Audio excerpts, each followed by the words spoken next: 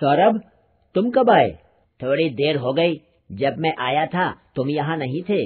रिया, अच्छा हुआ तुम भी आ गईं। मैं और सौरभ अभी बाजार जाने वाले हैं। रवि ने सौरभ और रिया को नाम की जगह तुम शब्द से संबोधित किया। सौरभ ने भी रवि के लिए तुम शब्द प्रयोग किया। इसी प्रकार रवि और सौरभ ने अपने लिए मैं शब्द का प्रयोग किया। इसका अर्थ यह है कि तुम और मैं ऐसे शब्द हैं जो सभी के लिए नामों के स्थान पर प्रयोग किए जा सकते हैं और ऐसे शब्दों को सर्वनाम कहते हैं। सर्वनाम शब्द का अर्थ है सर्व जमा नाम, सबका नाम अर्थात सभी वस्तुओं का एक सामान्य नाम। प्राणी, स्थान, वस्तु या भाव के नाम अर्थात सभी संज्ञा शब्दों के लिए जिन सामान्य शब्दों का प्रयोग किया जाता है वे सर्वनाम कहलाते हैं। सर्वनाम की उपयोगिता। संज्ञा शब्दों की आवृत्ति से बचने के लिए सर्वनाम शब्दों का प्रयोग किया जाता है। भाषा की संक्षिप्तता के लिए सर्वनाम शब्दों का प्रयोग किया जाता है। भाषा की सरलता और सुंदरता के लिए सर्वनाम का प्रयोग किया जाता है। भाषा व्यवहार में कई बार अज्ञात वस्तुओं के लिए जब किसी संज्ञा शब्द का प्रयोग असंभव होता है तब सर्वनाम के प्रयोग द्वारा ही विचारों को व्यक्त किया जाता है। सर्वनाम शब्दों के निम्नलिखित 6 भेद हैं। पुरुषवाचक सर्वनाम, निश्चयवाचक सर्वनाम, अनिश्चयवाचक सर्वनाम, प्रश्नवाचक सर्वनाम, संबंधवाचक सर्वनाम और निजवाचक सर्वनाम। पुरुषवाचक सर्वनाम। पुरुषवाचक सर्वनाम। जब कोई व्यक्ति किसी अन्य व्यक्ति के लिए कोई बात कहता है तो मुख्य रूप से 3 वाचक प्रयुक्त होते हैं। वक्ता अर्थात बोलने वाला, श्रोता अर्थात सुनने वाला तथा अन्य अर्थात जिसके बारे में कहा जाता है। जो सर्वनाम कहने वाले, सुनने वाले या जिसके विषय में कहा जाए उनका बोध कराते हैं उन्हें पुरुषवाचक सर्वनाम कहते हैं। पुरुषवाचक सर्वनाम के मुख्य 3 भेद हैं। उत्तम पुरुषवाचक सर्वनाम, मध्यम पुरुषवाचक सर्वनाम और अन्य पुरुषवाचक सर्वनाम।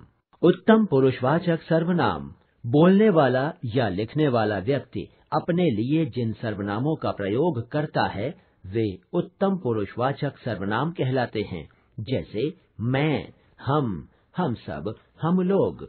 मध्यम पुरुषवाचक सर्वनाम। जिसे संबोधित करके कुछ कहा जाए या जिससे बातें की जाएं या जिसके बारे में कुछ लिखा जाए उनके नाम के बदले में प्रयुक्त होने वाले सर्वनाम मध्यम पुरुषवाचक सर्वनाम कहलाते हैं, जैसे तू, तुम, आप लोग, आप सब। अन्य पुरुषवाचक सर्वनाम। जिसके बारे में बात की जाए या कुछ लिखा जाए उनके नाम के बदले में प्रयुक्त होने वाले सर्वनाम अन्य पुरुषवाचक सर्वनाम कहलाते हैं, जैसे वे लोग, ये, यह, आप। निश्चयवाचक सर्वनाम।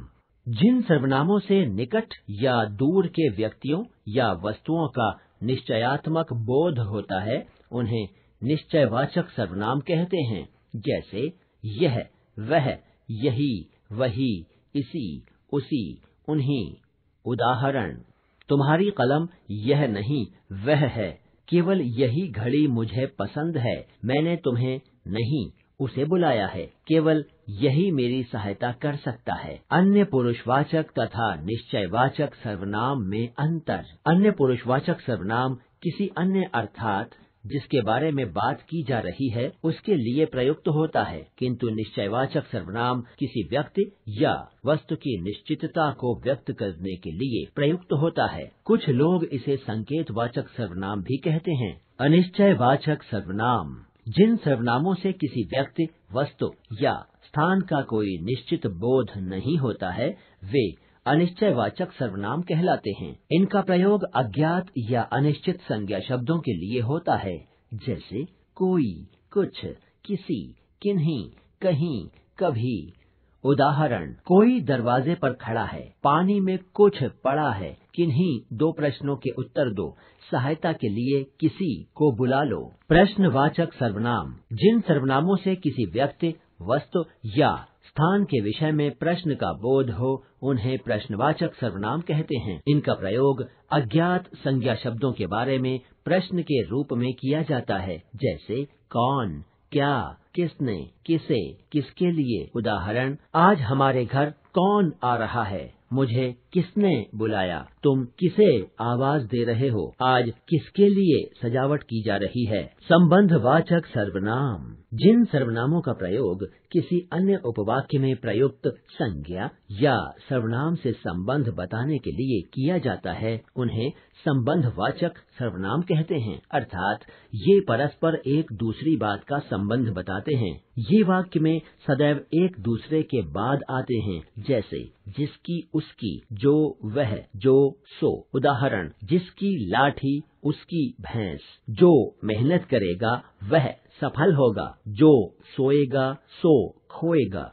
निजवाचक सर्वनाम। जिन सर्वनामों से उत्तम पुरुष, मध्यम पुरुष या अन्य पुरुष के अपनेपन का बोध होता है, उन्हें निजवाचक सर्वनाम कहते हैं। जैसे आप, खुद, स्वयं, अपने, अपने आप। उदाहरण, तुम अपना काम खुद करो, मैं स्वयं ही आ गया था, वह अपने घर चला गया, मैं अपने आप चला जाऊंगा। अब तक हमने सीखा सर्वनाम संज्ञा के स्थान पर प्रयुक्त होते हैं। सर्वनाम के मूलतः 6 भेद स्वीकार किए गए हैं। निश्चयवाचक सर्वनाम संकेतवाचक सर्वनाम का ही दूसरा नाम है। आदरसूचक आप और निजवाचक आप अर्थात अपने आप में